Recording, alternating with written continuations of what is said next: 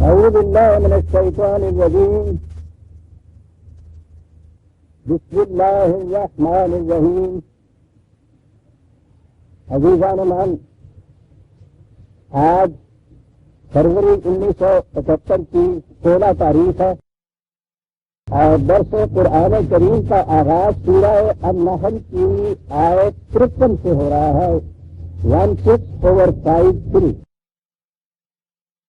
آپ کو یاد ہوگا کہ میں نے پچھلے درس میں اور اس کے آخری لمحات میں یہ عرض کیا تھا کہ اب ہمارے سامنے ایک ایسی آیت آتی ہے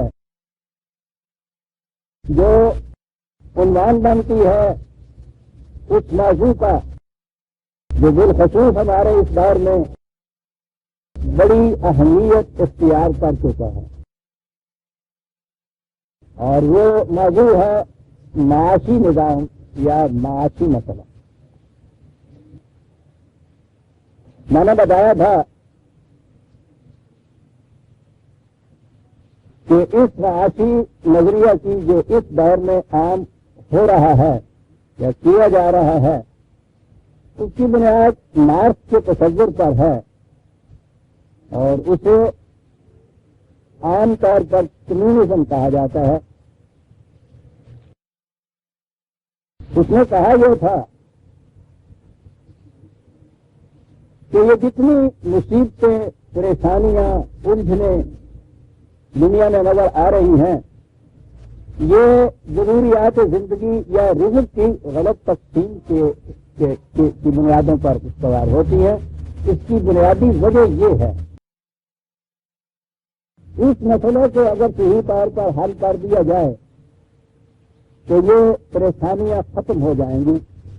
کسی کو وہ طبقاتی امتیاز بھی کہتا ہے، کسی کا نام اس کے نزدیک نظام سرمایہ داری کے خلاف ایک دوسرے نظام کا محاذ ہے، جسے جیسا میں نے عرض کیا کہ وہ کمیونزم کہتے ہیں. یہ جنگ ہے، یہ ٹکراؤ ہے ان دو نظاموں کے درمیان، دو نظریات کے درمیان، طبقات کے درمیان. اور اس نے کہا یہ کہ اگر اس مسئلے کا صحیح حل دریافت کیا جائے اور اسے رائج کیا جائے تو یہ الجھنیں، یہ تصادمات، یہ تزاحمات، یہ ٹکراؤ یہ ختم ہو جائیں گے اور امن قائم ہو جائے گا.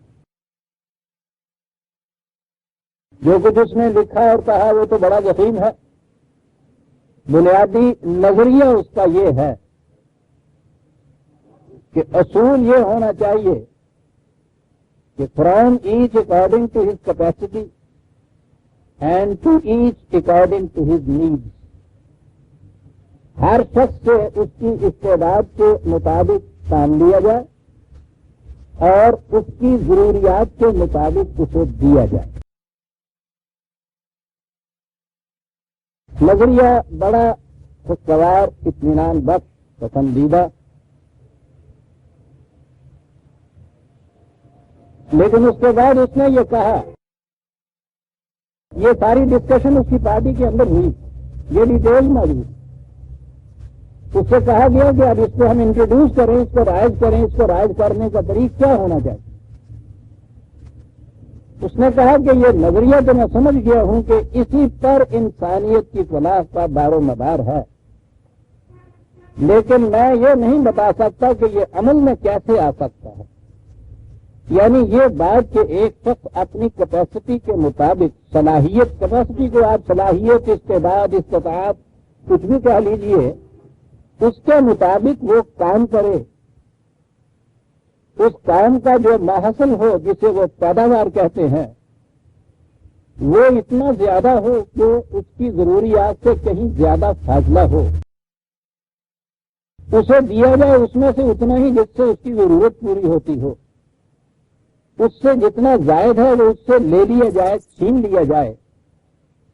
تو اس نے کہا کہ اس کے بعد وہ اتنا کام ہی کیوں کرے گا جو اس سے زائد پیداوار ہو، وہ اتنا ہی کام کرے گا جس سے اس کی ضروریات پوری ہونی ہے.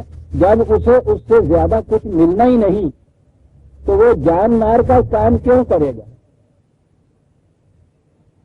اس لیے اس نے یہ کہا کہ یہ ہے وہ دقت جس کی بنا پر یہ نظریہ جو ہے میرے نزدیک حل یہی ہے انسانوں کی اس پریشانی کا لیکن اس کے عملاً اس کو رائج کرنے کے راستے میں رکاوٹ یہ پیش آتی ہے کہ وہ انسینٹو، وہ جذبہ محرکہ کیا ہو جس کی بنا پر ایک شخص جان مار کر کام کرے اور اپنی ضرورت کے اعتبار سے اس میں سے لیا جائے اور باقی سارا اس سے لے لیا جائے، دوسروں کو دیا جائے، وہ کیوں کام کرے؟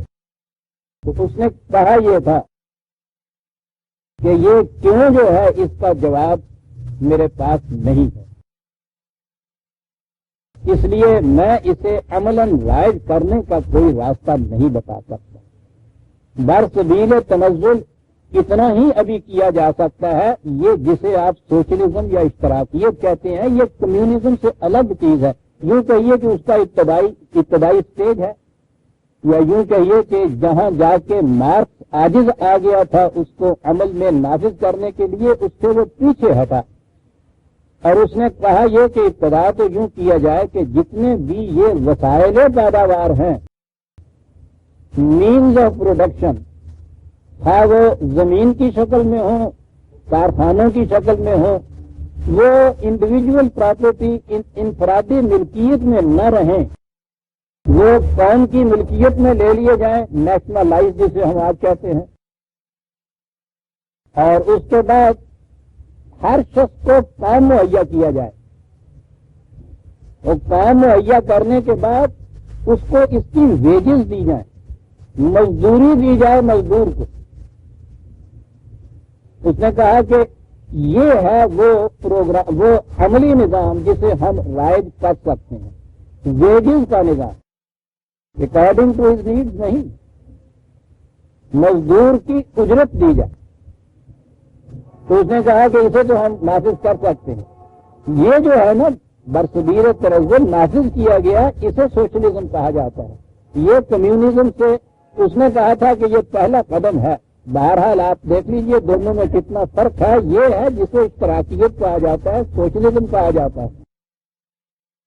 یہ میں نے جیسا عرض کیا تھا، اور یہ میں نے نہیں کہا، خود اس کی پارٹی کے اندر یہ اعتراض ہوا کہ یہ تو وہ کیپٹلزم کی ہی ایک ذرا سی بدلی ہوئی شکل ہے، زیادہ سے زیادہ آپ اسے ویلفیئر کہہ سکتے ہیں۔ اصل سوال تو یہ ہے کہ مزدور کی محنت کا معاوضہ متعین کرنے کا اصول اور معیار کیا ہو، یعنی ایک لیبرر، ایک مزدور، وہ بھی دن بھر کام کرے، ایک راج معمار وہ بھی اس کے ساتھ کام کرے دن بھر، ان کے اوپر سپرویژن کے لیے ایک انجینئر بھی کام کرے دن پر۔ معمار کو 5 روپے یا 3 روپے، اس زمانے میں تو 2 روپے 1 روپیہ ہی ملا کرتا تھا، معمار کو مثلاً 10 روپے، انجینئر کو 60 روپے۔ تو انہوں نے کہا کہ یہ کس معیار کے مطابق متعین کیا جائے؟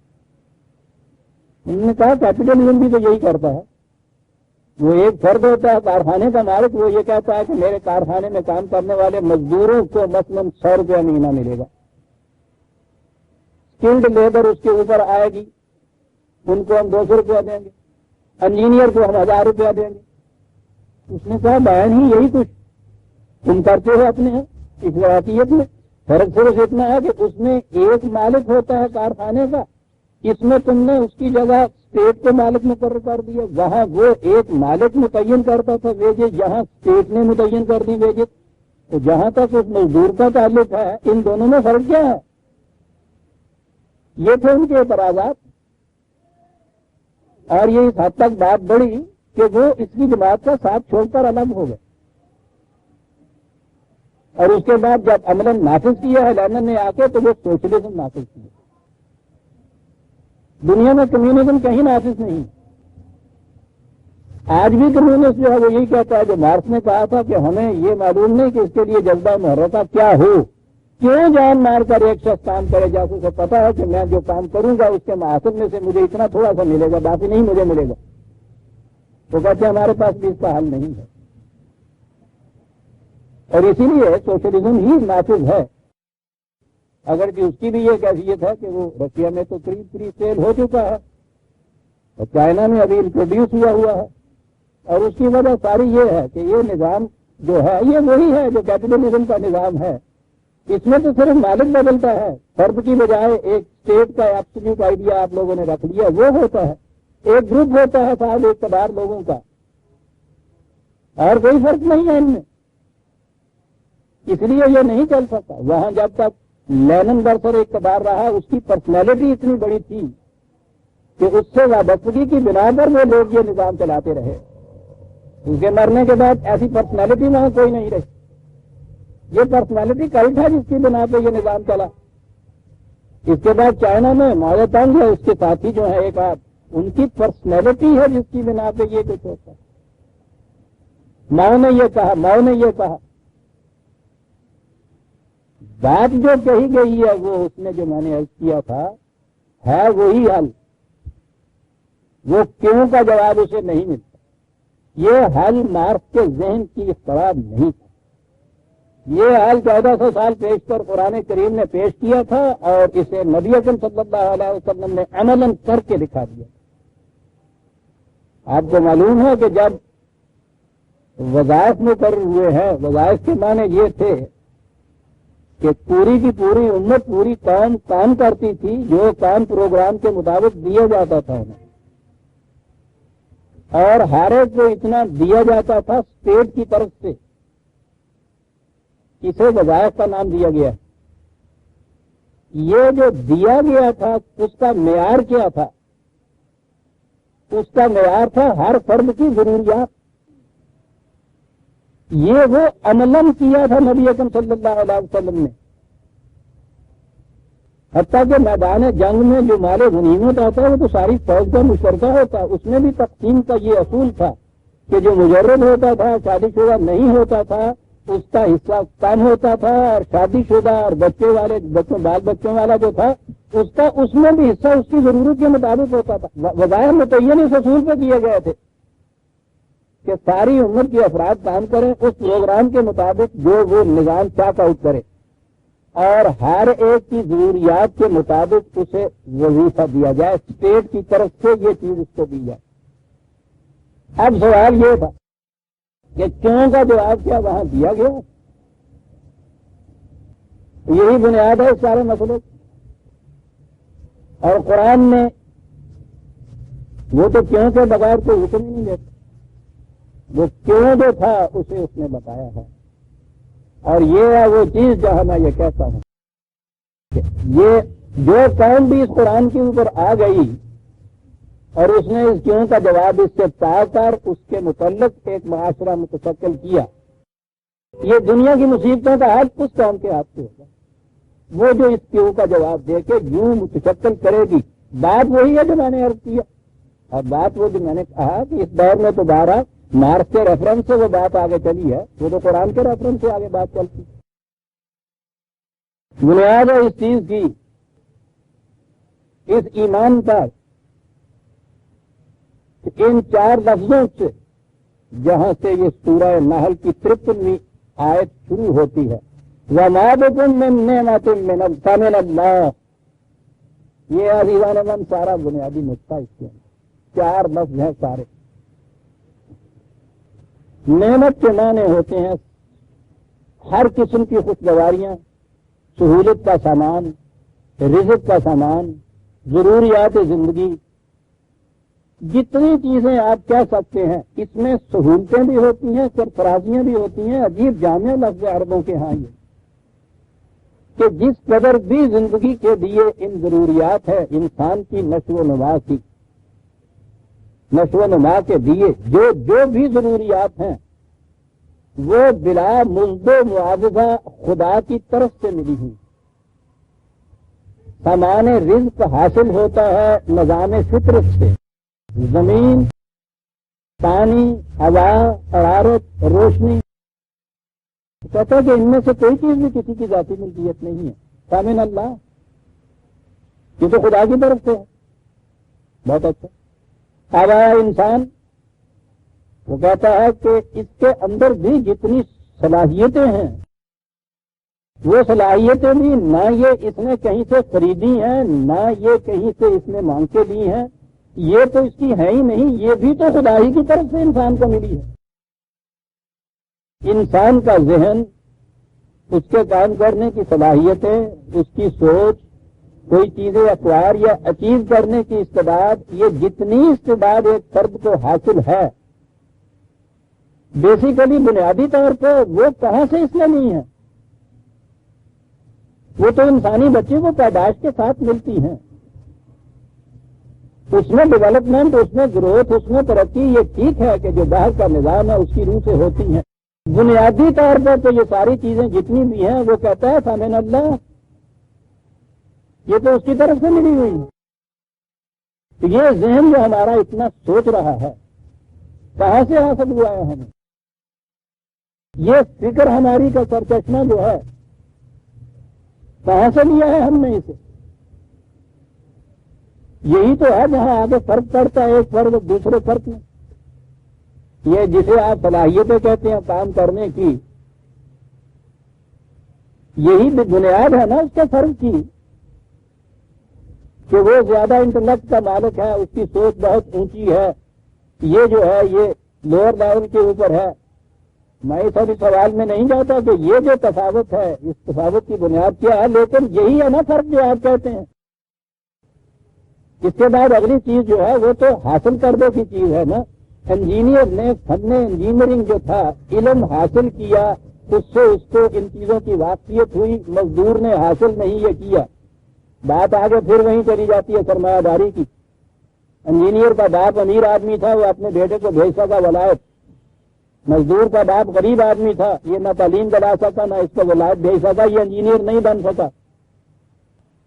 یہ بھی اس کا قصور نہیں ہے، وہ بھی اس کی کاریگری نہیں ہے. یہ بات اور طول کھینچ جاتی ہے. لیکن قرآن یہ کہتا ہے کہ یہ جو منبع ہے، سر چشمہ ہے صلاحیتوں کا، جسے انسانی فکر اور دماغ اور یہ صلاحیتیں آپ کہتے ہیں، یہ جو بیسیکلی اس کے اندر صلاحیت ہے اس چیز کے اخذ کرنے کی، یہ کہاں سے لیا اس نے؟ بنیاد یہ ہے وَمَا بِكُم مِّن نِّعْمَةٍ فَمِنَ اللَّهِ. یہ ہے یہ پہلی چیز، فَمِنَ اللَّهِ. یہیں سے ایک بات میں واضح کرتا جاؤں. یہ کمیونسٹ سے سوال کیجئے تو وہ کہتے ہیں کہ صاحب یہ تو بہرحال آپ کا ایمان ہے نا، فیتھ جس کو آپ کہتے ہیں انگریزی میں. تو یہ تو فیتھ کے اوپر ایک بات مبنی آپ نے کر دی، تو بنیاد آپ نے فیتھ پہ رکھی. ہم تو نہیں اسے مانتے. سمجھا یوں جاتا ہے کہ واقعی یہ فیتھ مذہب پرستوں کی بات ہے، ان کے ہاں نہیں ہے.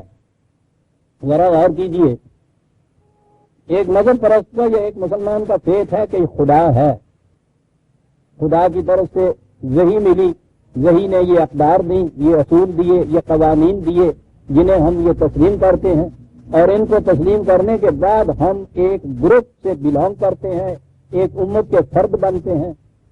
یہ بنیاد جو ہے اسے فیتھ کہتے ہیں. میں پوچھتا یہ ہوں کہ کمیونسٹ بننے کے لیے بھی اس فیتھ کی ضرورت ہے یا نہیں؟ فیتھ اور فیتھ میں فرق ہے. ان کے ہاں کی بنیاد یہ ہے کہ خدا کوئی نہیں، وہی نہیں ہے، مستقل اقدار کوئی نہیں، مستقل قوانین کوئی نہیں ہے. یہ نہیں ہے. یہ جو ماننا ہے کہ یہ نہیں ہے، یہ فیتھ نہیں ہے. اتنا متشدد فیتھ کہ ہمارے ہاں تو اس فیتھ کی اب کوئی قیمت بھی نہیں رہی، کوئی اہمیت ہی نہیں رہی. مسلمان کہلوا دیجیے، اس کے بعد خدا کا انکار کیجیے، وحی کا انکار کیجیے، اصولوں کا اقتدار کا انکار کیجیے، رسالت کا انکار کیجیے، مسلمان کہلاتے رہیے. کوئی نہیں پوچھتا. ان سے کہیے حضرت ذرا رشیا میں جائیے اور کمیونسٹ پارٹی کو بلانگ کیجیے، اور وہاں جا کے کہیے کہ صاحب میں کمیونسٹ ہوں لیکن میں خدا کو مانتا ہوں، وحی کو مانتا ہوں. پوچھیے دوسرے دن وہاں رہنے دیا جائے گا آپ کو؟ کوئی کمیونسٹ پارٹی آپ کو اپنا ممبر نہیں بنائے گی اگر آپ نے یہ کہہ دیا کہ صاحب میں خدا کو مانتا ہوں. جس طرح اگر آپ کہہ دیں کہ میں خدا کو نہیں مانتا تو قرآن کی روح سے آپ مسلمان گروپ کے ممبر نہیں ہو سکتے. اسے کہتے ہیں نا article of faith. Communist group کے اندر آپ جانے کے لیے یا جانے کے بعد یہ کہہ دیجیے کہ میں خدا کو مانتا ہوں، آپ اس گروپ کے ممبر ہی نہیں رہ سکتے. کوئی خدا کو ماننے والا کمیونسٹ ہو نہیں سکتا، وہی کا ماننے والا کمیونسٹ ہو نہیں سکتا. اور یہ وہ چیز ہے کہ وہ کہتے ہیں چیز ہے آرٹیکل آف فیتھ نہیں. کمیونسٹ کا آرٹیکل آف فیتھ ہے یہ ان کا. یہ اب وہ لفظ ہمارے ہاں ایمان ہی آئے گا. یہ قرآن نے جو کہا ہے طاغوت پہ بھی تو وہ ایمان کہتا ہے، یہ طاغوت پہ ایمان ہے، دوسری طرف ایک خدا پہ ایمان ہے، اللہ پہ ایمان ہے۔ ایمان ہونے کی وجہ سے تو دونوں یکساں نظر آتے ہیں نا۔ جہاں تک فیت کا تعلق ہے، کس چیز پر ایمان ہے یہاں اختلاف ہوا۔ بات سمجھ لی آپ نے کیا میں کہہ رہا ہوں؟ فیت تو وہاں بھی یہ کہیے گا ان سے کہ ٹھیک ہے جی آپ وہ فیت نہیں رکھتے جن چیزوں پہ ہم فیت رکھتے ہیں، فیت تو تمہارا بھی ہے، لہذا یہاں کبھی ہمیں اپالوجیٹک ایٹیٹیوڈ نہیں اختیار کرنا چاہیے، مایوسی انداز نہیں ہونا چاہیے کہ یہ آسا ٹھیک ہے جی ہم تو مذہب پرست ہیں جی ہم تو مانیں گے جی اب کیا کریں، ہم مسلمان کے گھر میں جو پیدا ہوگا مصیبت ہے ہمارے لیے، تو مصیبت کیا ہے؟ ان سے کہیے کہ ٹھیک ہے میں یہ پھر چھوڑنا چاہتا ہوں، میں کمیونسٹ ہونا چاہتا ہوں، بتائیے مجھے پہلے بنیادی طور پہ بتائیے کہ مجھے کیا ماننا ہوگا۔ ماننا ہوگا کمیونسٹ ہونے کے لیے بنیادی طور پہ ان کے ہاں لکھا ہے یہ کہ یہ ماننا ہوگا کہ یہ جی اگر میں یہ نہ مانوں تو کہتے ہیں تم کمیونسٹ نہیں ہو سکتے۔ تو یہ صاحب یہ ماننا ہوگا جسے آپ کہتے ہیں وہی تو ہم کہتے ہیں کہ آپ کو یہ ماننا ہوگا۔ کیا ماننا ہوگا؟ ماننا ہوگا کہ وَمَا بِكُم مِّن نِّعْمَةٍ فَمِنَ اللَّهِ، یہ ماننا ہوگا کہ جتنی کیپیسٹی دی ہوئی ہے کام کرنے کی صلاحیتیں بنیادی جو ہیں میری نہیں ہیں، مینز آف پروڈکشن جتنے بھی ہیں وسائل پیداوار میرے تیرے کسی فرد کے نہیں ہیں۔ فَمِنَ اللَّهِ، یہ میرا ایمان ہے۔ تمہارا ایمان ہے نا کہ اس پہ فرد کی ملکیت نہیں اسٹیٹ کی ملکیت ہے نا کمیونسٹ کا ایمان یہ۔ میرا ایمان یہ ہے کہ یہاں فرد بھی نہیں اسٹیٹ بھی کوئی شے نہیں، یہ خدا کی ملکیت ہے۔ تو پوچھنے صاحب مانا اس کے کیا ہے کہ یہ تو صاحب ایک ایبسٹریکٹ سی چیز ہے، نظری سی چیز ہے، کہ صاحب نظری سی چیز تو نہیں ہے۔ اسٹیٹ کی ملکیت کے معنی یہ ہے نا کہ جو بھی وہ قوانین بنائے اس ملکیت سے فائدہ اٹھانے کے لیے اس کو حق حاصل ہے یہ قوانین بنانے کا، کیونکہ یہ اس کی ملکیت ہے۔ اور ہم یہ کہتے ہیں کہ صاحب یہ خدا کی ملکیت ہے، اس لیے اس کو حق حاصل ہے کہ اس ملکیت سے فائدہ اٹھانے کے لیے جو قوانین چاہے بنا۔ انہی قوانین کو ہم وہی کہتے ہیں۔ اسٹیٹ کے قوانین جو ہیں ان کا ماننا آپ کے نزدیک وہ تو کوئی فیت نہیں ہے، کوئی بری بات نہیں ہے، نہایت معقول بات ہے۔ اور اگر ہم یہ کہیں کہ صاحب جسے آپ اسٹیٹ کہتے ہیں ہم اس کی جگہ خدا کو مالک قرار دیتے ہیں، اسٹیٹ کو جو اختیار حاصل ہے ہم سب سے خدا کو اختیار حاصل ہے، اسٹیٹ کے اختیارات تمہارے ہاں کے ضوابط قوانین میں آتے ہیں، خدا کے اختیارات ہمارے نزدیک خدا کی کتاب میں آتے ہیں۔ بتاؤ تو صحیح بیسیکلی دونوں میں فرق کیا ہے؟ ہمیں متون کرتے ہو اور آپ بڑے ریشنلسٹ بنتے ہو۔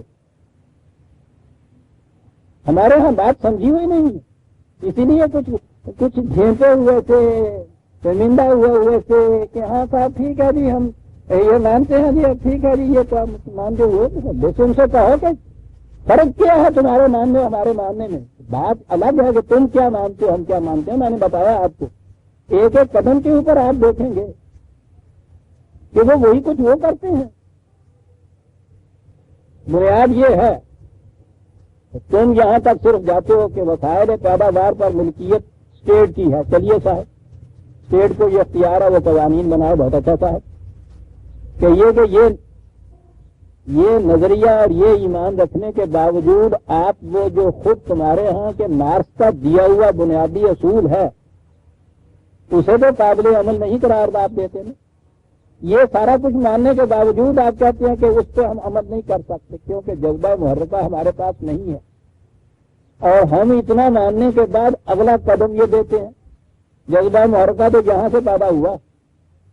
یہ ٹھیک ہے خدا نے یہ کہا کہ الارض للہ بھی ہے، وسائل پیداوار خدا کے ہیں، وہ تو باہر تک کی دنیا کا اس نے یہ معاملہ کیا۔ یہ جو ہے وَمَا بِكُم مِّن نِّعْمَةٍ فَمِنَ اللَّهِ، میرے اندر جو صلاحیتیں ہیں اتنی کہ میں زائد کے مقابلے میں زیادہ پیدا کر سکتا ہوں، میری یہ زائد صلاحیت جو ہے یہ بھی میری نہیں ہے، خدا کی عطا کردہ ہے، جس طرح زمین میری نہیں ہے خدا کی عطا کردہ ہے۔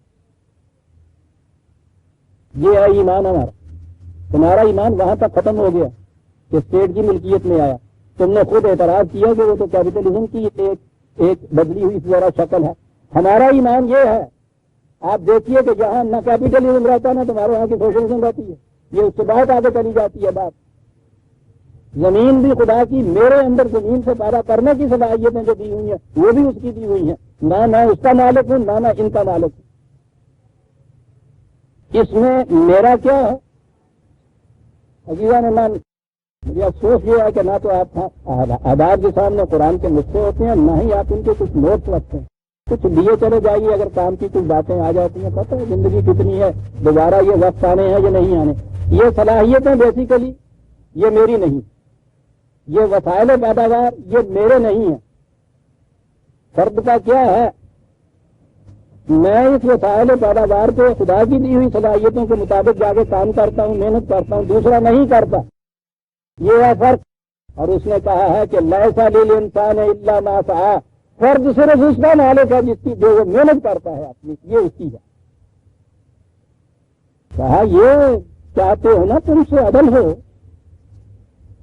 عدل کا تقاضا ہے کہ لیسا للانسان الا ما سعی، صرف اس کی جو لیبر ہے، محنت ہے اس کی، یہ ہے اس فرد کی. اور اسی کا وہ مالک اپنے آپ کو کہہ سکتا ہے. جسٹس کا یہ تقاضا ہے. تم ایز اے رائٹ بطور حق اس سے زیادہ ڈیمانڈ نہیں کر سکتے. بات بڑی صاف ہے. اس ایمان کے بعد کہ وہ زمین بھی وہ خدا کی تھی، اس میں زیادہ پیدا کرنے کی صلاحیتیں جو مجھ میں ہیں یہ بھی اس کی دی ہوئی ہیں. بس میرا اس کے اندر صرف اتنا ہی رہ جاتا ہے. لیسا للانسان الا ما سعی، یہ صاحب یہ ہے آپ کا، لیجیے. ایز اے رائٹ تو یہی لے سکتے. لیکن اس نے کہا ہے کہ ہم نے عدل کے ساتھ احسان کا بھی حکم دیا. ہم صرف عدل نہیں کرنا چاہتے. اور وہ احسان یہ ہے کہ وما من دابۃ فی الارض الا علی اللہ رزقها، تمہاری ضروریات زندگی پورا کرنا، مہیا کرنا، یہ ہمارا فریضہ ہے. چاہے عدل پہ رہنا چاہتے ہو یا ہمارے احسان پہ آنا چاہتے ہو، یہ ہمارے ذمے ہے. یہ وہ جو ماسعہ کا تھا حوالہ اس کا ہے 53/39. یہ جو کہا ہے کہ اس روئے زمین پر کوئی جاندار ایسا نہیں ہے کہ جس کی رزق کی ذمہ داری ہمارے اوپر نہ ہو. 11/6. دیکھتے ہیں آپ کیسے کڑیاں مٹی چلی جاتی ہیں. تو کہتا کون سا نظام چاہتے ہو پیدا؟ یہ نظام چاہتے ہو یا وہی چاہتے ہوتے ہیں؟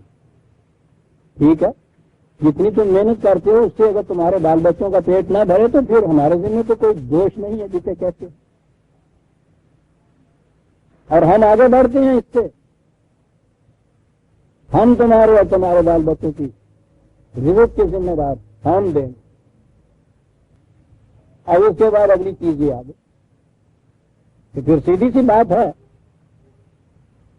کہ جو کام تمہارے ذمہ لگایا جائے وہ کام تم کرو. صلاحیتیں جو تمہیں ہم نے دی ہیں ان صلاحیتوں کو اس کام کے پورا کرنے میں صرف کرو تو کرتے چلو گے. تو تمہارا اتنا ہی کام ہے.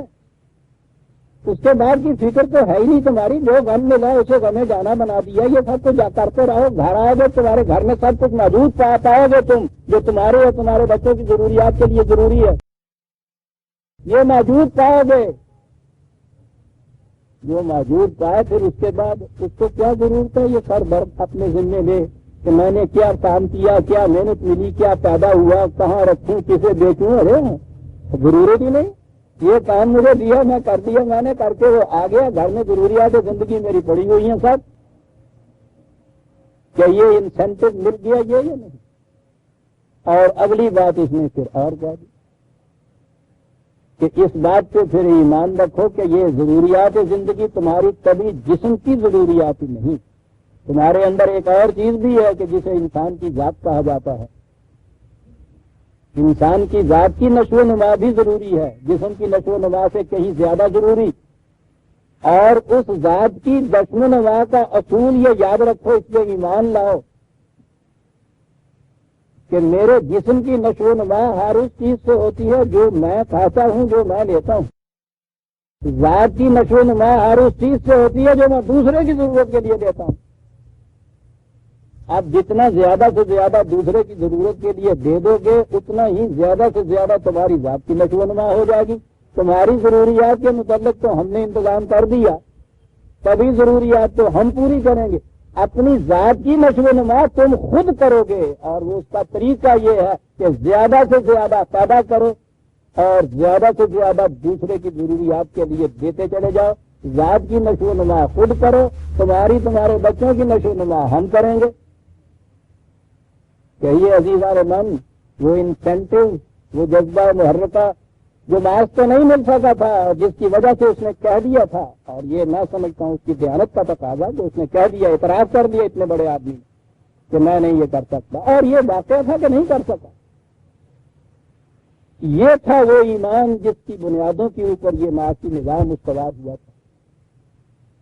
یہ تھا وہ ایمان جس کی بنیاد کے اوپر جب وظائف ملے ہیں, اور اس ذات کو جو کم ملا ہے, کم اس اعتبار سے اگر اس کی کوانٹٹی ماپی جائے, اور ساتھ والا جو تھا بال بچوں والا اس کا زیادہ ملا ہے. کام والے نے یہ نہیں کیا کہ پھر باقی عمر جو ہے وہ کہا کہ میں تو پھر 2 ہی گھنٹے کام کروں گا, مجھے کیا ضرورت پڑی ہے سارا دن جان مارتا پھر. وہ بھی اسی طرح جان مارتا تھا جس طرح یہ جان مارتا تھا, کیونکہ اس جان مارنے کے عوض میں جو کچھ پیدا ہو رہا تھا, جو زیادہ سے زیادہ دوسرے کو دیا جا رہا تھا, اس سے ان کی اپنی ذات کی نشو و نما ہوتی. قرآن نے یہ کہا ہے کہ یاد رکھو, زیادہ سے زیادہ جو دوسروں کو دینا ہے یہ تثبیت نفس تمہاری اس سے ہو جاتی ہے. Integration of your own self. لفظ بھی تثبیت ہے عزیزان من, صدات سے جو لفظ نکلتا ہے. تو کہا کہ یہ ہے جذبہ محرک. یہ ہے جی آیت 53 جہاں سے آج کا درس شروع ہوتا ہے. اور یہ ایسا مسئلہ تھا کہ وہ دور جانے کی ضرورت ہی نہیں اس نے رکھی. اسی میں آیت 71 نکال لیجیے, 71. آیت 70 میں تو بات یہاں سے یوں چلی آ رہی ہے کہ واللہ خلقکم ثم یتوفاکم ومنکم من یرد الی ارذل العمر لکی لا یعلم بعد علم شیء ان اللہ علیم قدیر. کہا کہ ذرا اپنے گھر کے نقشے کے اوپر ایک نگاہ دوڑائیے. آج ایک بچہ پیدا ہوتا ہے تمہارے ہاں, ظاہر ہے کہ وہ کچھ کمانے کے قابل نہیں ہے, تو کیا تمہارا اصول یہ ہے کہ جو کمائے گا اسی کو اتنا ہی وہی ملے گا, جو نہیں کمائے گا اس کو کچھ نہیں ملے گا؟ تو یہ بچہ تو پہلے دن ہی مار دینا چاہیے تھا, وہ تو کما ہی نہیں سکتا. تو کہا کیا کرتے ہو تم؟ کرتے ہو ان کو ضرورت, گھر والے بھوکا رہتے ہو اس کے لیے دودھ کا انتظام کرتے ہو. تمہاری اپنی ضروریات سب پسے پوچھ تم ڈال لیتے ہو, جو کچھ نہیں کما رہا اس کی ضرورت سب سے پہلے پوری کرتے ہو. کہا کہ کہو نا, وہ اصول لاؤ نا کہ صاحب یہ ٹھیک ہے, جو محنت کرے گا اس کو اتنا ہی ملے گا. یہ پرورش کی ذمہ داری تم نے اپنے اوپر لے رکھی ہے نا اس بچے کی, تو ساری توجہات کا مرکوز یہ نقطہ ہو جاتا ہے نا کہ اس کی پرورش ہم نے کرنی ہے. یہ سوال تو نہیں پیدا ہوتا کہ یہ کماتا کیا ہے, کماتا ہی کچھ نہیں. کہتا درمیان کی عمر ایسی آتی ہے کہ اس میں ٹھیک ہے تم بہت کماتے ہو, بہت زیادہ کماتے ہو, ہوتا ہے یہ کچھ بھی. اور پھر بڑھاپے کی عمر آ جاتی ہے, اس کے بعد پھر کمانے کی صلاحیتیں اس کے بعد کم ہو جاتی ہیں. تو پھر کیا ہوتا ہے اس بوڑھے باپ کے متعلق؟ اس کی ضروریات پوری کرتے ہو یا پھر وہ یورو والوں کی طرح سے اس کو دھکا دے دیتے ہو کہ جاؤ وہاں جا کے پور ہاؤس میں دن بسر کرو اپنی. والدین نے احسان کیا کہا تھا کہ جتنی کمی آ گئی ہے ان کی, اس کمی کو پورا کرو. یہ کمانے والے افراد کے اوپر دونوں ذمہ داریاں عائد ہوتی ہیں یا نہیں؟ کہ وہ جو کما کے لائے پہلے اس بچے کی ذمہ داری پرورش کی پوری کرو جو کچھ نہیں کما رہا, پھر ان بوڑھوں کی ذمہ داری پوری کرو جو کم کمانے کے قابل رہ گئے ہیں اب, اور یہ زیادہ سے زیادہ محنت کرے. جتنی یہ ذمہ داریاں بڑھتی ہیں اتنا ہی زیادہ کام کرتے ہو یا نہیں؟ اچھا باپ اسی کو کہیں گے نا کہ جو ذمہ داریوں کی نسبت سے زیادہ محنت کرے. روز یہ ہوتا ہے کہ صاحب نوکری تو میں کرتا ہوں, اس سے پورا نہیں پڑتا گھر کا, ذمہ داریاں میری بڑھ گئی ہیں, اس لیے میں اب شام کو بھی جا کے کام کرتا ہوں. میں نے ایک پارٹ ٹائم بھی ایک جاب لے لیا ہوا ہے. کرتے ہو نا یہ زیادہ سے زیادہ, کیا جذبہ محرکہ ہے آپ کا بھی اس میں؟ یہی چیز کہ میری ذمہ داریاں جو ہیں ان کو پورا کرنے کے لیے مجھے زیادہ سے زیادہ کام کرنا چاہیے. اور اس میں سے پھر یہ بھی تو ہے نا، کم از کم خود لیتے ہو، زیادہ سے زیادہ دوسرے کو دیتے۔ جس بات کی یہ کیفیت ہو کہ گھر میں بچے تو بھوکے مر رہے ہوں اور وہ بازار میں دلائی کھا رہا ہو، ساری دنیا اس کو بھگا جاتی ہے۔ ربوبیت کا تقاضا یہ تو نہیں ہے نا تم اپنے ہاں یہ یعنی آپ دیکھیے کہ کہاں سے بات وہ شروع کی ہے اس نے، کہ یہ نقشہ ہے نا تمہارے ہاں کا۔ وہ کہتا یہ ہے کہ یہ نقشہ جو ایک گھر کی چار دیواری کے اندر ہے، ان دیواروں کو ذرا ادھر اور ادھر سے نیچے گرا دیجئے، ذرا سا کشادہ کر دیجئے۔ یہ جسے اس نے بر کہا ہے، جس کا ترجمہ ہم نے نیکی کہا ہے، لیس البر ان تقوم الوجہ قبل المشرق والمغرب، بر یہی نہیں ہے، بر کے معنی کشادگی ہے۔ وہ کہتے ذرا نگاہوں کو کشادہ کرو، اور یہی جب دیواریں تم گرا دو گے اس کا نام معاشرہ ہو جائے گا۔ کہا یہاں تک تو تم اس اصول پر عمل پیرا رہتے ہو، یہ معاشرے کے اندر اس اصول کو کیوں نہیں لگاتے؟ اور اگلی آیت عزیزان من قرآن ہے، واللہ فضل بعضکم علی بعض فی الرزق۔ اقتصاد رزق کی صلاحیتوں میں فرق ہے، کسی کو زیادہ حاصل ہے، کسی کو کم حاصل ہے۔ بچے میں تو ہوتی ہی نہیں ہے۔ ابھی دیکھا پہلی آیت کے ساتھ کیا ربط آ رہا ہے؟ واللہ فضل بعضکم علی بعض فی الرزق۔ بس یہ ہے ایمان، یہ جو صلاحیتیں ہیں جن کا تم فرق دیکھ رہے ہو، واللہ فضل، یہ خدا کی ادا کردہ ہے صاحب یہ۔ اور آگے پھر وہ بات کہی ہے، کہنے کا انداز کیا ہے؟ کہنے لگے یہ سب کچھ تم نے سمجھ لیا، اپنے ہاں کرتے بھی یہ ہو تم گھر کے اندر، یہ بھی تمہیں ماننا پڑے گا کہ یہ جو صلاحیتیں ہیں یہ اقتصاد رزق کی بنیادی طور پر یہ تمہاری نے خدا کی دی ہوئی ہے۔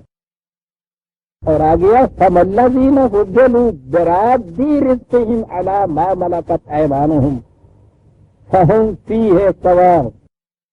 کہتا کہ پھر یہ کیوں نہیں تم یہ ایسا، یہ کیوں نہیں کرتے کہ جن کو زیادہ صلاحیت حاصل ہے اقتصاد رزق کی پیدا کرنے کی، وہ جو زائدہ ضرورت ہے، یہ جسے ہم فاضلہ کہتے ہیں، بنیادی مادہ تو اس کا بھی یہ تیز واد لانی ہے نا، جہاں سے یہ فضلکم ہے، یہ جو اس میں سے فاضلہ تمہارے پاس آ گیا، زائدہ ضرورت آ گیا ہے، تم اسے اپنے ماتحت کام کرنے والوں کی طرف لوٹا نہیں دیتے۔ یہاں ایک لفظ عزیزان من برادی قرآن ہے، یہ جو چیز ہے کہ جو تم سے زائدہ ضرورت ہے، اس بنا پر کہ تمہیں خدا نے زائد صلاحیت دی ہے کمانے کی، اس کی وجہ سے جو زائدہ ضرورت تمہارے پاس آیا ہے، اب ہمارے ہاں تصور یہ ہوگا کہ یہ دوسرے کو دینا خیرات ہے، بخشش ہے۔ عربی زبان میں بھی کہتے تو عطیہ ہی کہہ دیتے اور کچھ نہیں۔ وہ کہتا ہے برادی، برادی کے معنی ہوتا ہے جس کی کوئی چیز ہے اس کو جا کے دے دینا، لوٹا دینا۔ یہ تمہاری ایک عمارت میرے پاس رکھی ہوئی تھی، یہ لے لو، نہیں اپنی برادی۔ اللہ لا رہا ہے یہ خدا کا کلام، جو تمہارے ماتحت کام کرتے ہیں، یہی ہے نا انجینئر میں لیبر میں فرق۔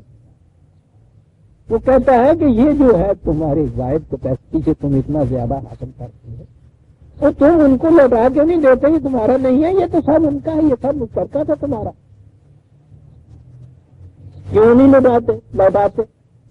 کہتا یہ ہے جذبہ تمہارے دل میں، فہم فی سواء کے ساتھ، یہ اس طرح سے تو ہم اور یہ سب برابر ہو گئے۔ اچھا یہ ہے جذبہ تمہارے اندر کہ یہ تو میرا تھا اور یہ تو جتنا ہی ہے جو یہ کماتے ہیں، اس لیے یہ میں اگر ان کو دے دوں تو یہ تو ہم برابر ہو گئے۔ سنیے عزیزان من، پہلے وہ آیت کے 4 لفظ ہم نے دیکھ لیے نا، کہ جو کچھ بھی نعمت ہے خدا کی، جو تمہارے پاس وہ خدا کی عطا کردہ ہے۔ کہتا ہے یہ تصور کہ یہ زائد جو ہے ہم ان کو دے دیں جو کم کما رہے ہیں، جنہیں کم استعداد یا صلاحیت حاصل ہے۔ کہتا ہے یہ اس لیے کہ اصحاب نعمت اللہ ہے یجحدون، کیا تم اس بات سے پھر انکار کرتے ہو اور اس بات پہ اصرار کرتے ہو کہ جو نعمت حاصل ہے تمہیں یہ تمہاری یا خدا کی طرف سے نہیں ہے؟ کہا کہ پھر ٹکراؤ تمہارا اس بات پہ ہے نا. یہ جو تمہارے دل میں یہ خیال پیدا ہوا کہ اس طرح زائد دینے سے تو ہم یکساں ہو جائیں گے، مساوی ہو جائیں گے، تو اس کے معنی یہ ہوا کہ جو چیز خدا کی طرف سے تمہیں ملی ہوئی ہے اسے بھی تم اپنی ملکیت تصور کرتے ہو. کیا یہ چیز جو ہے ان نعمتوں کا خدا کی طرف سے ہونے سے انکار کرتے ہو؟ بلکہ انکار کی بجائے بھی یہ یجحدون کا لفظ یہ ہے کیفیت تمہاری. اس لیے یہ تمہارے دل میں خیال پیدا ہوا نا کہ ہم زیادہ ضرورت کیوں لے دیں. کہا کہ اس کے تمہارے یہ ہے کہ تمہارا یہ جو تھا پہلا بنیادی ایمان فمن اللہ یہ خدا کی طرف سے ہے، اس سے انکار کر رہے ہو تم. یہاں تو یہ بات اس سے مثبت کہی. قرآن کریم نے اسی لیے مال کے متعلق جہاں وسائل رزق کے متعلق اس نے یہ چیز کہی ہے کہ وہ خدا کے ہی دیے ہوئے ہیں، تمہاری اپنی ذاتی ملکیت نہیں ہو سکتے. یہ مال و دولت کے متعلق بھی اس نے یہی چیز کہی ہے، اس لیے کہ وہ یہ جو چیزیں ہیں وسائل رزق اور اس میں سے رزق پیدا کرنے کی صلاحیت جو دی ہوئی ہے جس کو نعمت کہہ کے اس نے پکارا ہے، وہ تو فمن اللہ جب ہو جائے گا تو اس میں سے جو پیداوار ہوگی اسے بھی تو آپ فمن اللہ ہی کہیں گے. وہ کہتا یہ ہے ہم یکسبون رحمت ربے کا، یہ تو دوسری بات ہوگی. نحن قسمنا بینہم معیشتہم فی الحیات الدنیا ورفعنا بعضهم فوق بعض درجات لیتخذ بعضهم بعضا سخریا ورحمت ربک خیر مما یجمعون. وہ کہتا ہے یہ جو فرق ہے صلاحیتوں کا یہ صرف اس لیے ہے کہ معاشرے میں تقسیم عمل تقسیم کار کا تقاضا یہ ہے کہ مختلف قسم کے کام مختلف لوگ کریں، مختلف صلاحیتوں والے مختلف قسم کے کام کریں. یہ تو تقسیم کار کے لیے ہے ایسا. اور تمہاری کیفیت یہ ہے کہ تم مالک بن بیٹھتے ہو یہ تصور کر کے وہاں باطل میں اپنے کہ یہ سب ہماری ملکیت ہے، جو ہمیں یہ صلاحیت زیادہ مل گئی ہے یہ بھی ہماری ملکیت ہے، اس کا مقصد بھی ہمارا ہونا چاہیے. وہ کہنے لگے صرف اتنی سی چیز ہے رحمت ربے کا خیر مما یجمعون. تم جو اس خیال کی بنیاد پر کہ ہمیں جو صلاحیت زیادہ حاصل ہے اس کے محاصل کے ہم مالک ہیں، زائدہ ضرورت سے جو اپنے لیے جمع کر کے الگ رکھ سکتے ہو، یاد رکھو رحمت ربے کا ہے، خدا کی رحمت ہے جو اس کی طرف سے اس طرح سے سامان رزق ملتا ہے، اس سے کہیں بہتر ہے جو تم اپنے لیے یوں جمع کر کے رکھتے ہو. تو اس پہ تو آگ لگے گی، جل جائے گا، سیلاب آ جائے گا، بہہ جائے گا، کوئی لوٹ کے لے جائے گا. اور اگر یہ ذمہ داری نظام کے اوپر ہوگی کہ تمہاری سب کی ضروریات زندگی وہ پورا کرے گا، نہ سیلاب بہا کے لے جائے گا، نہ آگ جلا جائے گی، نہ لوٹ کے لے جائے گا. یہ ہے رحمت رب. کیوں زیادہ ضرورت کو جمع کر کے رکھتے ہو؟ اب اس نے اس کے برعکس جو نظریہ ہے وہ جس پر نظام سرمایہ داری کی ساری بنیاد ہے وہ نظریہ وہ سامنے لاتا ہے. اس میں یہ چیز ہے نا آپ کے ہر فرد یہ کہتا ہے، وہ جسے کہتے ہیں کہ ملکیت کا جذبہ جو ہے انسان کے اندر ہوتا ہے وہ ہر چیز کو میری کہتا ہے. اور اس کی بنیاد یہ ہے، وہ کہتا یہ ہے کہ جو کچھ مجھے زیادہ حاصل ہو رہا ہے یہ میری ہنر مندی کا نتیجہ ہے. یہ ہے نا بنیاد جسے آپ سرمایہ داری یا کیپٹلزم کا نظام کہتے ہیں. اس کی بنیاد اس پہ ہوتی ہے کہ وہ ہر فرد یہ کہتا ہے کہ جو کچھ میں کماتا ہوں یہ میری ہنر مندی کا نتیجہ ہے، اس لیے یہ میری ملکیت ہے. کسی کو حق حاصل نہیں ہے کہ اس میں کسی طرح سے انٹرفیئر کرے. وہ جو لیسلی تھیوری ہے نظام سرمایہ داری میں نو رائٹ آف انٹرفیئرنس، وہ ہے بنیاد کہ کسی کو حق حاصل نہیں ہے کہ اس میں مداخلت کرے، کیونکہ یہ میری محنت کا نتیجہ ہے، جو کچھ میں نے کمایا ہے، جو کچھ مجھے حاصل ہے. یہ بالکل متضاد ہو گئی اس ایمان سے جو قرآن نے کہا ہے فمن اللہ. اس لیے مثال وہ دے کے بیان کرتے ہیں. نظام سرمایہ داری کا نمائندہ اس کے نزدیک قارون ہے، وہ تو ضرب المثل ہے آج تک 28 اور 57 28 بتا 76 سننا قارون کانا من قوم موسیٰ. کیا بات ہے قرآن کی عزیزہ نے من جن قوم موسیٰ کہہ کے کتنی عظیم چیز کا آگے بتا تو یہ نظر آتا ہے کہ بتایا گیا تھا کہ قوم موسیٰ میں سے تھا. تو پہلے کہتا چلا آ رہا ہے کہ بنی اسرائیل کے اوپر ایک تو وہ عذاب تھا جو ایک غیر قوم نے فرعون نے ان کے اوپر عائد کر رکھا تھا، ان کو اپنی معصومیت کے پنجے میں جکڑ رکھا تھا. اس کے بعد کا شکنجہ سیلابی ان کے سینے پہ تھا. وہ تو دوسری قوم تھی. کہا یہ قوم سے اس قسم کی جو ہے سوال اس میں یہ نہیں ہوتا کہ اپنی قوم سے یا دوسری قوم سے، خود اپنی قوم کے اندر کے سرمایہ دار کے اندر تو اس سے بھی زیادہ خون آسان ہوتے ہیں. میری قوم میں اس کا یہ تو اپنی قوم کا فرق تھا. وہ کہا کہ اتنا کچھ اس کو حاصل تھا کہ اس کو بڑے خزانے تھے، ان خزانوں کو تو اتنے بڑے زمانے میں تو بھات نہیں ہوتی تھی نا، یہ دولت جو تھی نوٹ تو نہیں ہوتے تھے، چیک تو نہیں ہوتا تھا کہ 5 لاکھ کا بھی ہو تو اتنا سا پرزا، وہ تو اگر لاکھ روپیہ اٹھانا پڑے تو اس کے لیے کئی کڑی درکار ہوتے ہیں. اس لیے یہ کہا کہ وہ اتنی دولت تھی کہ اس کو اٹھانے کے لیے بھی اتنے لوگ چاہیے تھے. اور اس کی بنیاد کے اوپر لا تفرح ان اللہ لا يحب الفرحین، وہ بہت بڑا بن رہا، پھولا ہوا نہیں سماتا تھا.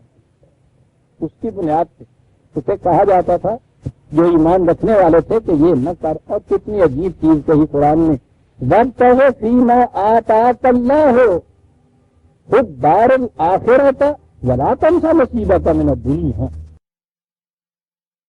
خدا کی وحی کی روح سے بات کہنے والے اس سے کہتے تھے کہ ہم تم سے یہ نہیں کہتے ہیں کہ یہ دنیاوی زندگی میں گدڑی پہن لو اور جو کی روٹی کھا لے اور یہ سارا چھوڑ دے اور تیاگ لے، یہ جوگ اور سنیاس، بالکل نہیں.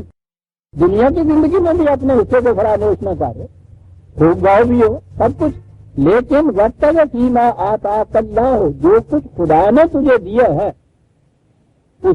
اس میں آخرت کی فکر بھی اپنے ساتھ رکھ. وہی ذات کی نشو و نما جسے کہا گیا ہے. اس کا طریقہ وَأَحْسِنْ كَمَا أَحْسَنَ اللَّهُ إِلَيْكَ، یہ احسن اللہ، یہ خدا نے یہ جو دوسروں کے ہاں کمیاں ہیں اور تمہیں یہ زیادہ دے کے اس کو اس طرح سے زیادہ دیا ہوا ہے اور یہ کمی پوری کی ہے، یہ خدا کی عطا کرتا ہے. جس طرح اس نے تمہارے ساتھ یہ کیا ہے کہ باقیوں کے مقابلے میں تمہیں یہ ذات دیا ہے، جس کے پاس کھانے کے لیے رزق کم ہے اسے تو اسی اعتبار سے دیے چلے جا. خدا تمہارے ساتھ یہ کرتا ہے تو ان کے ساتھ یہ کچھ ہے.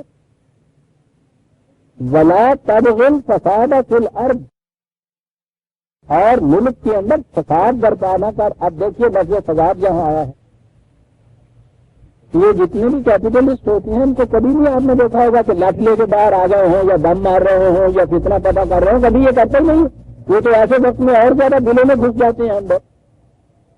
تو فساد یہ تو ہے نہیں کہ فساد نہ پیدا کر. یہ جو ہے رزق کی غلط تقسیم جس سے طبقات پیدا ہوتے ہیں یہی تو فساد ہے حقیقت.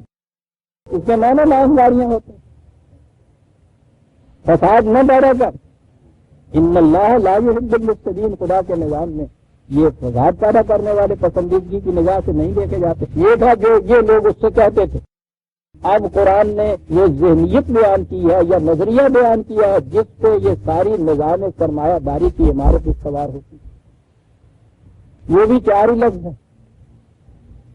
اس نے جواب دیا قال انما اوتیتہ علی علم عندی.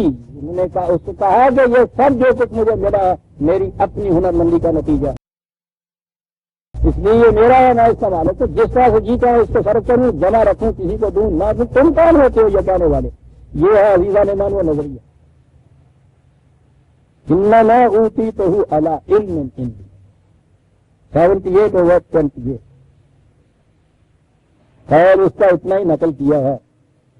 بات اس کے بعد اس کے نتیجے کی کہی ہے اولم یعلم ان اللہ قد اہلک من قبلہ من القرون من هو اشد منہ قوة واکبر جمعا ولا یسأل عن ذنوبهم المجرمون. کہا اسے یہ پتہ نہیں ہے کہ اس سے پیشتر اس نظام کی حامل قومیں کہ جو اس سے کہیں زیادہ جمع کر کے رکھا کرتی تھی. کیپٹلسٹ وہی جمع ہے قرآن کا اکثر جمع اشد قوت اکثر جمع توتی بڑی تھی اور ان لوگوں نے جمع کر رکھا تھا، پوچھو نہیں کتنا تھا، اسے پتا نہیں ہے کہ اسی فساد کی وجہ سے کس طرح سے تباہ ہو کے رہ گئی وہ قوم، یہ اس کے مقابلے میں ہے کیا؟ یہ وہ ذہنیت تھی جو قرآن نے ایک طرف نظام سرمایہ داری کے متعلق بیان کیا، اسے ادھر سے تو اسے ختم کر دیا، وَمَا بِكُم مِّن نِّعْمَةٍ فَمِنَ اللَّهِ، وہ کٹا۔ دوسری طرف یہ جو نظام کام کرنا تھا اپنا کہ ہر شخص اپنی صلاحیت کے مطابق زیادہ سے زیادہ وہ کام کرے، اور یہ جو چیز ہے نا to eat according to his need, یہ نہیں ہے کہ اس میں سے اسے دیا جائے، بلکہ قرآن نے تو یہ کہا ہے کہ یہ اس کا سوال ہی نہیں ہے، یہ سوال ہمارا ہے، یہ ذمہ داری ہماری ہے، یہ نظام خداوندی کی ذمہ داری ہوگی کہ یہ اس کی اور اس کے بچوں کی ضروریات زندگی پورا کرتا رہے۔ مامن دابت ارد اللہ اللہ رزق، یعنی آپ نے دیکھا ہے کہ قرآن ان 2-4 آیتوں کے اندر کس طرح سے بات واضح کر دیا کہ نظام سرمایہ داری کی تو جڑ کاٹ کے رکھتی ہے اس کی، وہ ذہنیت جس میں وہ کہنے والا ہے کہ جو کچھ مجھے ملا ہے میری ہنرمندی کا نتیجہ ہے، اور ادھر سے یہ چیز کہ ان کو جو جذبہ محرکہ نہیں ملتا کہ کیوں ایک شخص جان مار کر کام کرے جب اسے پتا ہے کہ اس میں سے مجھے کم از کم ملنا ہے، زیادہ جو فاصلہ ہے دوسروں کے پاس چلے جانا ہے، وہ کیوں ایسا کرے؟ اس کیوں کا جواب یہ دیا قرآن نے۔ یہ ہے جسے وہ کہتے ہیں کہ صاحب، تو یہ تو پھر آپ پیٹ کے اوپر بات کر رہے ہیں، میں نے عرض کیا ہے ابھی آپ سے کہ یہ ساری باتیں فیت میں ہیں۔ قارون نے جو کہا ہے، یا قارون جس طبقے یا نظام کی نمائندگی کر رہا ہے، ان کا ایمان ہے نا کہ ہمیں جو کچھ ملا ہے علی علم ہندی ملتا ہے، ہماری ہنرمندی کا نتیجہ ہے۔ آج بھی آپ جب ان کے ہاں کی جو کیپٹلزم کے مدافعت میں یا اس کے حق میں جو بھی وہاں سے خیالات اور کتابیں ملتی ہیں آپ ان میں پڑھیے، بنیاد اس پہ ہوتی ہے، نو رائٹ آف انٹرفیئرنس جو ان کے ہاں کا مقولہ ہے، اس کی بنیاد اس پہ ہے کہ یہ ہر شخص کو اس کی اپنی ہنرمندی کے روح سے ملتا ہے، کسی کو کیا خیال ہے اسے میں سے چھین دے گا لے لو، یہ ان کا ایمان ہے۔ دوسری طرف ان کا یہ ایمان ہے کہ انسان کی زندگی یہ تبھی زندگی ہے، اس کے بعد نہ خدا نہ اس کے قوانین نہ اس کی طرف سے کوئی وحی، نہ یہ چیز کہ یہ خدا کی عطا کردہ ہے، یہ ان کا ایمان ہے کہ خدا کی عطا کردہ نہیں، خدا کی عطا کردہ نہیں ہے تو پھر تو یہ اس کی اپنی ہوئی، جب اس کی اپنی ہے تو تم کون ہوتے انٹرفیئر کرنے والے؟ تو کہتے ہیں جی اسٹیٹ کو بھی حق حاصل ہے، اسٹیٹ کا تو میں نے تجزیہ انالیسس کر کے رکھ دیا تھا پچھلی کنونشن میں، میرا خطاب اسے ضرور پڑھیے گا، یہ بڑا ہی اہم خطاب ہے۔ فرض یا مملکت، میں نے اس میں بتایا یہ ہے کہ خدا کا انکار کرنے کے بعد ان کو ضرورت تھی کہ کوئی ایسا خدا یا معبود بنایا جائے جس کے نام سے کوئی قوانین نافذ کیے جائے، لوگ ورنہ مانیں گے نہیں۔ انہوں نے واہمہ میں ایک تصور دیا ہے اسٹیٹ کا، وہ اسٹیٹ کہیں ایگزسٹ نہیں کرتی، یہی ارباب اقتدار ہی کا نام ہوتا ہے۔ یہ دوسری طرف جو انہوں نے یہ کہا کہ ہمیں حق حاصل ہے کہ جو کچھ بھی ایک شخص اپنی محنت سے کماتا ہے اس میں وہ جو جتنا کچھ ہے وہ اسٹیٹ کی ملکیت میں جاتا ہے۔ اس نے کہا کہ یہ نہ تو یہ زمین اسٹیٹ نے پیدا کی تھی جو اس کی ملکیت میں چلی جائے، نہ ان افراد کو یہ صلاحیت اسٹیٹ نے دی ہوئی ہے جو ان کے اوپر بھی اس کا حق حاصل ہے۔ یہ ایک وہمہ کیوں تم کہتے، خدا کیوں نہیں کہتے اس کو؟ آپ کہیں گے فرق کیا ہے؟ بڑا فرق ہے عزیزان من۔ اسٹیٹ کہنے میں آخر میں جب آپ جائیں گے تو چند ارباب اقتدار آپ کے یہاں آئیں گے نا جو یہاں بیٹھے ہوئے قانون بناتے ہیں، جب خدا کہیں گے تو وہ بھی بیچ میں سے نکل جائیں گے عزیزان من۔ ایمان تو تینوں جگہ عزیزان من آیا، نظام سرمایہ داری میں بھی بنیاد ایمان تو ہوئی، اور وہ بنیاد ہوئی کہ انما اوتیتہ علی علم عندی، یہ اس کا ایمان ہے، نظام سرمایہ داری کا ایمان۔ ان کا بھی یہ ایمان ہے کہ وہی مستقل اقدار خدا، اس کے قوانین کوئی شے نہیں ہے، انسانی ہے، یہ بھی ایمان ہے۔ اس ایمان کا وہ نتیجہ کہ وہ فساد، اس ایمان کا یہ نتیجہ کہ تصور بڑا صحیح ہے جس پہ آپ پہنچے ہیں، اس کو عمل میں لانے کے لیے کوئی جذبہ محرکہ نہیں مل رہا، تو وہ نظریہ کیا جی جو عمل میں نہ آ سکے، آ ہی نہیں سکا، آج سکے گا ہی نہیں۔ بیٹھ گئے مطمئن ہو کے سوشلزم کے اوپر۔ سوشلزم جیسا میں نے عرض کیا ہے یہ نظام سرمایہ داری ہی کا دوسرا نام ہے۔ نظام سرمایہ داری میں آج بھی آپ کے یہاں جو چیز آئی ہے یہ مثلاً کارخانے، یہ زمینیں، یہ افراد کی ملکیت تھی نا، جس کو ہم نے نیشنلائز کیا ہے، ان افراد سے تو ان کے کسی اور کی تحویل میں دی ہیں جس کو ہم اسٹیٹ کہتے ہیں۔ اگر میں آ کے دیکھیں گے تو وہ انسانوں ہی کا کچھ مجموعہ ہوگا نا، اس لیے کہ انسانوں سے بڑھ کر تو یہ کوئی اور مانتا ہی نہیں کسی حیثیت، تو یہ تو انسانوں میں رہے گا۔ اور عزیزان مان فساد ہی ہے، ہاں اس کا برپا کرنے والا ایک انسان ہو یا انسانوں کا ایک گروپ ہو۔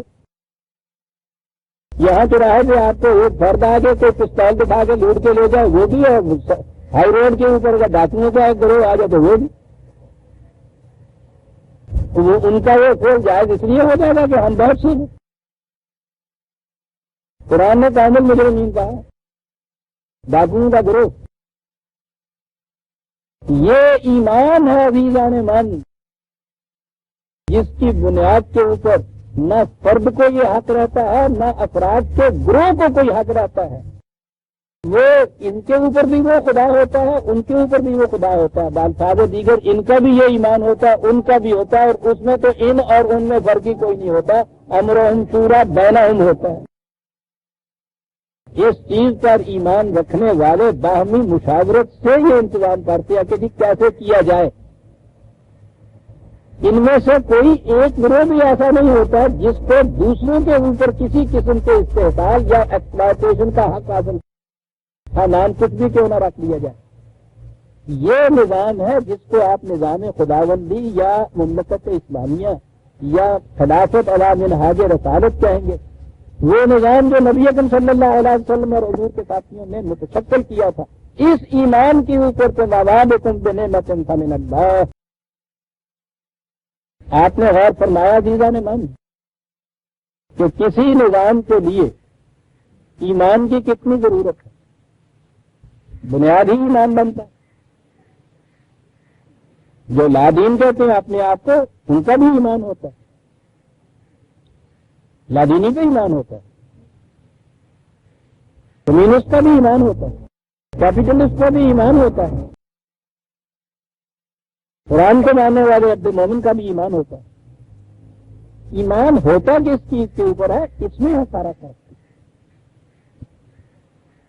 اس لیے جب وہ یہ کہے کہ صاحب جب تم ایمان یا فیتھ کی بات کرو گے تو اس میں ہم نہیں آئیں گے، اس لیے کہ ہم نہیں مانتے اس کو، ان کے پاس غلط کہتے ہیں، تم بھی اپنی بات فیتھ سے کر رہے ہو۔ یہ کہنا کہ وہی کوئی نہیں ہے تمہارا فیتھ ہے، یہ کہنا کہ وہی ہے ہمارا فیتھ ہے،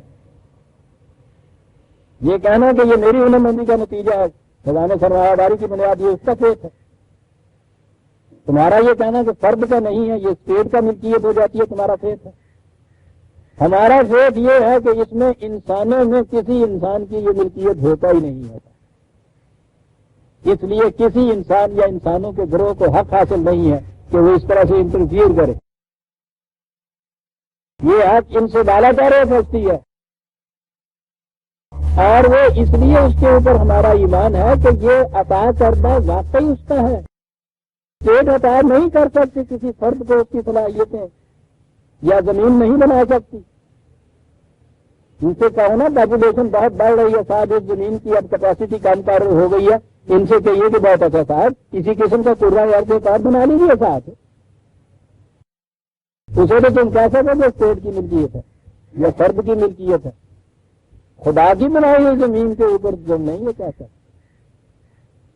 یہ ہمارا ایمان، قرآن کے ماننے والے کا ایمان۔ اور جب یہ ایمان ہے کہ جو کچھ میری صلاحیتیں ہیں وہ بھی میری اپنی نہیں ہیں، یہ بھی اس کی عطا کردہ ہے۔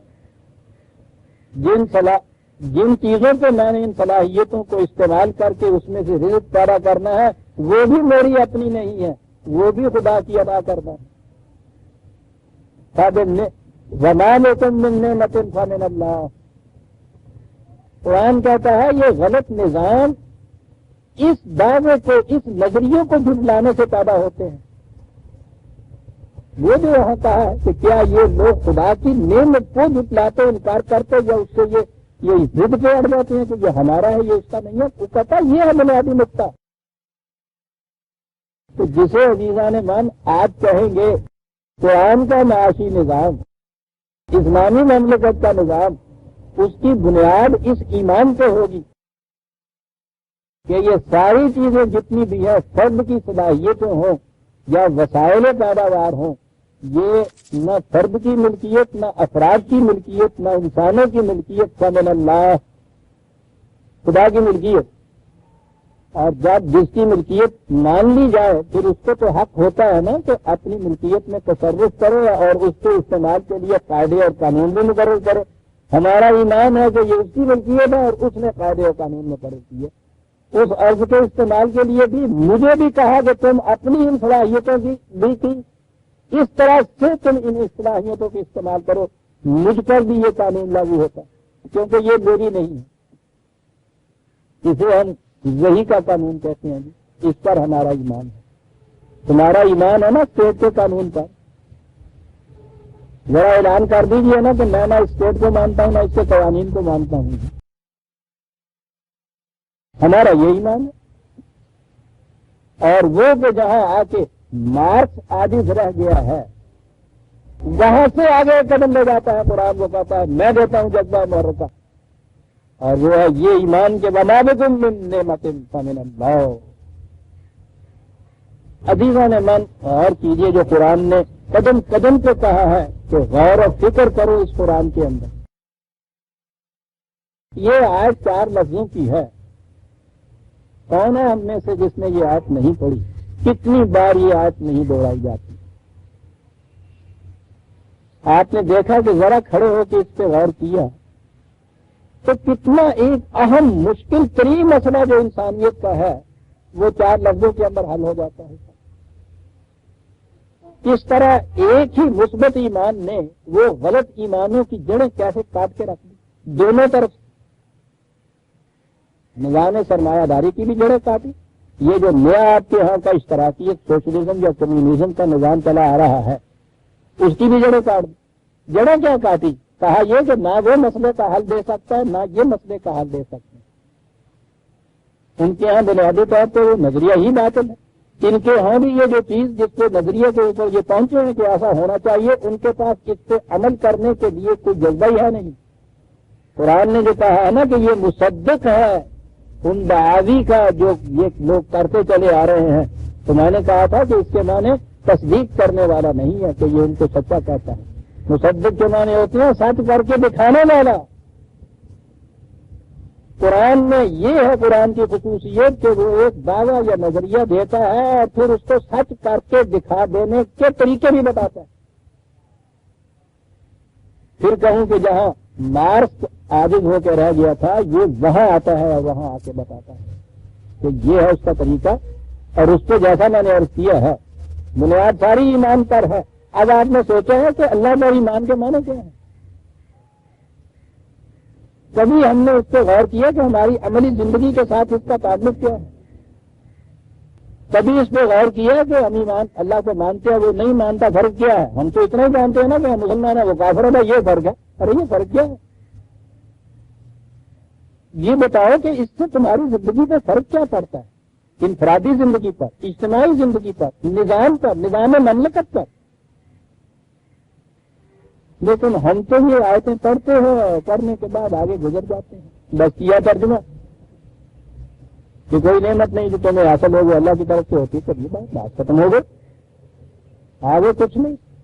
آپ نے دیکھا عزیزان من کہ 4 لفظوں کی آیتوں کے ایک حصے کس طرح سے ایک پورے نظام کی بنیاد بنتے ہیں قرآن کی روح سے۔ یہ ہے ایمان، فمن اللہ، یہ ہے اللہ پر ایمان۔ ان کی بھی ایک حیثیت ہے، ذرا پوچھو، اذا مسکم الضر فالیہ تجارون ثم اذا کشف الضر عنکم اذا فریق منکم بربہم یشرکون۔ حیثیت یہ ہے کہ جب غریبی آتی ہے، نواری آتی ہے، مصیبت آتی ہے، پھر تو یا اللہ دے، اس وقت تو یہ ہوتا ہے، پھر اللہ یاد آتا ہے۔ آپ نے دیکھا ہے کہ غلط نظام میں بھی یہ جو مذہب کا نظام ہے، یہ کہتے ہیں نا کہ صاحب وہ ایک حدیث کا جو غلط مفہوم انہوں نے پیدا کر دیا کہ اللہ نے فرمایا کہ اسلام غریبوں میں پیدا ہوا اور آخر میں پھر غریبوں میں ہی پھر اور کر کے آئے گا۔ کیا غلط مفہوم ہے، عربی زبان سے نہ واقف، عربی زبان میں غریب مفلس کو کہتے ہی نہیں ہے۔ غریب کا تمہارا ہوتا ہے جو انوکھا ہے باقیوں سے، تو کہا یہ نظام انوکھا ہے باقی نظاموں سے، آج بھی یہ انوکھا ہے، جب دوبارہ بھی تم اس کو کام کرو گے باقی نظاموں سے انوکھا نظام ہوگا، کسی کے ساتھ اس کی مشابہت اور مفاہمت نہیں ہو سکتی کہ غریب غرابت کے معنی انوکھا ہونا ہے۔ کہا مذہب کی دنیا کے اندر بھی تمہاری یہ کیفیت ہو جاتی ہے تو یہ کچھ تو نہیں مانتے، لیکن جب مصیبت پڑتی ہے تو پھر دیکھتے ہو کیسے روتے ہیں، اور جب پھر اس کے بعد مل جاتا ہے تو رفع ہو جاتی ہے، مصیبت دولت آ جاتی ہے، عمارت آ جاتی ہے، پھر اس بات کو بھول جاتے ہو کہ اس میں خدا کا بھی کچھ حصہ ہے۔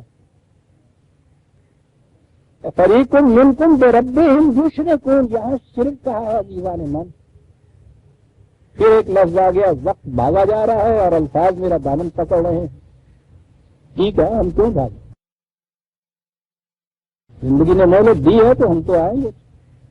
تم پھر اپنے رب کے ساتھ شرک کرتے ہو، بھئی وہ کیا شرک ہے جو یہ کرتے ہیں؟ کہتا شرک یہ ہے یہ یکفروا بما آتیناہم، جو کچھ خدا نے یہ دیا تھا اس سے کہتے ہیں، انکار کرتے ہیں کہ یہ خدا نے نہیں دیا ہوا، یہ میری ملکیت، جو اس نے دیا تھا کفر کے معنی چھپا کے رکھنا ہوتا ہے، انکار کرنا ہوتا ہے۔ بما آتیناہم، وہ تھا نا فمن اللہ، یہ تھا نا خدا کی ایمان، توحید یہ تھا کہ مانا جائے خالصتاً خدا کی عطیہ ہے، میری صلاحیتیں یہ وسائل ہے، اور اس کے بعد جب یہ ملا تمہیں، مصیبت دور ہوئی تو پھر تم اس کے ساتھ شرک کرنے لگے۔ ابھی یہ جرات تمہاری نہیں ہوئی ہے کہ کھلے بندوں خدا سے انکار ہی کر دو، مسلمان بن کے رہنا تو ضروری ہے نا، شرک اس کے ساتھ یہ کر کہ خدا کو مان بھی رہے ہیں، اس کی نماز بھی پڑھ رہے ہیں، اور شرک یہ ہے کہ یہ جو کچھ مجھے ملا ہے علی علم عندی، یہ میری اپنی ہنر مندی کا نتیجہ، لے یکفروا بما آتیناہم، تاکہ تم اس کو دبا کے چھپا کے رکھ سکو، آتیناہم، وہ ہم نے دیا ہے۔ واہ واہ واہ واہ، کہا ٹھیک ہے، اس نظام سے ہم جانتے ہیں جو تم کہتے ہو کہ صاحب دولت حاصل ہے، یہ سب کچھ مجھے میسر ہے، ختم ہوتا ہوں، ٹھیک ہے، مفاد عاجلہ ہے، اس سے کچھ فائدے ہیں، حاصل کر لیجئے، فسوف تعلمون، دیر نہیں لگے گی، بہت جلد اس نظام کے نتائج تمہارے سامنے آ جائیں گے کہ اس کا کیا نتیجہ ہوا کرتا ہے۔ فسوف تعلمون، یہ ہے شرک عزیزان من، یہ چیز سمجھنا کہ یہ جو کچھ مجھے حاصل ہو رہا ہے آتیناہم نہیں ہے، اس کا دیا ہوا نہیں، بلکہ یہ میری ہنرمندی کے عذاب میں ملا، یہ شرک ہے عزیزان من۔ مگر کی دنیا میں تو یہ شرک ہی ہوتا ہے کہ خدا کو مانتے بھی رہتے، ومن الناس من یقول آمنا باللہ وبالیوم الآخر وما هم بمؤمنین، دیکھو وہ لوگوں کو صبح شام الحمدللہ مسلمان ہے، اللہ پہ ایمان ہے، آخرت پہ ایمان ہے، وما هم بمؤمنین۔ اب اگلا درجہ تو پھر ایک تو اعلانیہ کفر کا آ جائے گا، اصطلاح میں جیسے ہم بولتے ہیں نان مسلم جسے ہم کہتے ہیں کہ جی وہ روس والوں نے اور چین والوں نے اور سوشلسٹ جو ہے انہوں نے تو انکار ہی کر دیا خدا کا، ٹھیک ہے جی، اور ایک بین ہے believer in God unite together, یہ یورپ کے سارے سرمایہ داروں کا نعرہ، آؤ خدا میں ایمان رکھنے والے آؤ اکٹھے ہو جاؤ، یعنی اندازہ لگاؤ یہ خدا پہ ایمان رکھنے والے یہ سرمایہ دار یہ ان کے مقابلے میں ہم کہتے ہیں نا کہ نہیں صاحب وہ تو خدا کا انکار ہی کرتے ہیں، بالکل ایتھیسٹ واقعہ ہوا ہے، ان کو ہم خدا پرست کہتے ہیں، ان کو ہم بھی مانتے ہیں خدا ماننے والے، اس لیے کہ ہم وہ ایک ہی جیسے تو ہے، جیسا ہمارا ایمان ہے خدا کا ویسا ہی ان کا ایمان ہے۔ خدا ماننے والے خدا کو خدا ماننے والے، اور جو کچھ مل رہا ہے اس کے متعلق یہ نہیں ہے کہ یہ خدا کی طرف سے دیا ہوا اس کا ہے، اسے اپنی ملکیت سمجھنے والے، یہ شرک ہے عزیزان مان، وہ کفر ہے، یہ شرک ہے۔ اور آج ساری دنیا یا کفر میں مبتلا ہے یا شرک میں مبتلا ہے۔ اللہ پر ایمان اس وقت آئے گا جب یہ ایمان ہوگا کہ وَمَا بِكُم مِّن نِّعْمَةٍ فَمِنَ اللَّهِ، اور یہ ہوگی وہ جماعت مومنین، خدا پر ایمان رکھنے والے کہ جن کے ہاتھوں سے یہاں وہ معاشی نظام قائم ہوگا جو نئے انسانی کی تمام مشکلات کا حل اپنے اندر رکھتا ہے، جسے 1400 سال پیشتر قرآن نے دیا، جسے 1400 سال پیشتر قرآن پر عمل کر کے دکھانے والے رسول نے عملاً نافذ کر کے دکھا دی، جس پر محض فکری طور پر یہ شخص ہے، میں نے کہا ہے قرآن نے کہا ہے کہ تم انفس و آفات کی ہماری نشانیوں کو غور کرتے رہو حتیٰ یتبین لہم انہ الحق، اس طرح سے بھی تمہارے سامنے یہ حقیقت آ جائے گی کہ قرآن نے جو کہا تھا واقعی سچ کہا تھا۔ یہ دیکھیے کہ نہ ماننے والا مارک جو ہے وہ تاریخی تجربات کے اوپر، وہ بھی تو قرآن کا بتایا ہوا طریقہ ہے نا، تاریخی شواہد سے کسی نتیجے پہ پہنچنا، عالم آفاق کے غور و فکر سے کسی نتیجے پہ پہنچنا، وہ شخص اس نتیجے پہ جو پہنچ گیا کہ حل یہ ہے کہ ہر شخص اپنی اپنی استعداد کے مطابق جان مار کر کام کرے اور ہر شخص کو اس کی ضروریات کے مطابق ملے، اس پہ پہنچ گیا ہے، اس کی فکر اس کو اب آگے نہیں لے جا رہا، کہتا میں یہ نہیں بتا کہ یہ عمل میں کیسے آئے گا انسانوں سے، اس لیے کہ اس نے انسان کی انسانیت سے انکار کیا، کفر یہاں بڑھتا ہے اس میں، انسان کی انسانیت پہ ایمان اگر ہوتا تو وہ یہ کہتا کہ جو صلاحیتیں اس فرد کو حاصل ہیں یہ بھی اس کی اپنی نہیں، جب یہ کہا تھا کہ یہ جن چیزوں کو وسائل رزق کو یہ کہتا میری ہیں یہ اس کی نہیں اپنی، آگے ایک قدم بڑھتا وہ، اگر یہ ایمان اس کا آ جاتا فمن اللہ کہ فرد کی صلاحیتیں قائم کرنے کی بھی اس کی اپنی نہیں ہے، وہ اس کا مالک نہیں ہے، یہ خدا سے ہے، اس کو یہ حل مل جاتا ہے جہاں آ کے وہ عاجز ہو گیا عزیزان مان۔ قرآن کی آیت سورہ نحل کی 53 اور 54 آیت تو صرف ہمارے سامنے آئی، آپ نے دیکھا کہ کتنا اہم اور مشکل ترین مسئلہ اور قرآن 4 لفظوں میں کس طرح سے حل کر دے، محرم نہیں ہے تو ہی نواح ہے راستہ، یہ ہے اصل چیز یہاں، ورنہ جو حجاب ہے پردہ ہے سچ، یہ الفاظ کے پردوں کے اندر جو قرآن حقائق چھپا کے دے گیا ہے، ان سے عزیزان مان یوں نہ آگے بڑھ جائیے، یوں نہ گزریے صاحب۔ قرآن کا ایک ایک لفظ ایسا ہے کہ اس پہ کھڑے ہو کے آپ غور و فکر کیجیے۔ قرآن آپ کے انسانوں کے ان دنیا کے مسائل کو حل کرنے کے لیے آیا ہے عزیزان مان، اس کے ہر دعوے میں انسان کی کسی نہ کسی مشکل مصیبت اور پریشانی کا حل تو سیدھا آپ کو ملے گا، اور وہ حل یہ ہے کہ یہ ایمان وَمَا بِكُم مِّن نِّعْمَةٍ فَمِنَ اللَّهِ، یہ سب اس کا عطا تھا، میں اور میری صلاحیتیں، یہ خارجی کائنات اور وسائل رزق سارے اس کے ہیں، بس ایک میں اس کا ہو جاؤں تو سب میرا ہو جاتا ہے۔ کیا کہہ گیا ہے وہ بڑے حسین انداز میں جو کہا کرتا ہوں کہ عشق میں ایک تم ہمارے ہو، باقی جو کچھ ہے سب تمہارا ہے، یہ سب کچھ اس کا دیا ہوا ہے، وہ اگر تمہارا ہو جاتا ہے تو تم اس کے مالک ہو جاتے ہو، اس اعتبار سے کہ اس کے دیے ہوئے قوانین کے مطابق ان کو صرف میں لائیے۔ یہ ہے قرآن کا معاشی نظام عزیزان مان۔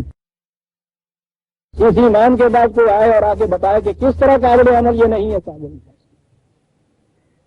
ہاں وقت ہو گیا۔